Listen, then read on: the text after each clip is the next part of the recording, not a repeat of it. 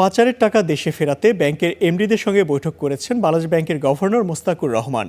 মতিঝিলে Bangladesh bank কার্যালয়ে দুপুরের পর শুরু হওয়া এই বৈঠক এখনও চলছে।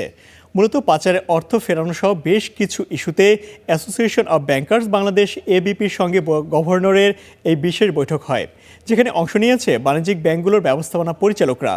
গেল দেড় দশকে দেশ থেকে $234 বিলিয়ন পাচার হয়েছে বলে উঠে এসেছে জাতীয় শ্বেতপত্র প্রণয়ন কমিটির প্রতিবেদনে। 5 আগস্টের পরিবর্তে সময়ে পাচারের অর্থ ফেরাতে বেশ কিছু উদ্যোগ নিয়েছিল বাংলাদেশ ব্যাংক।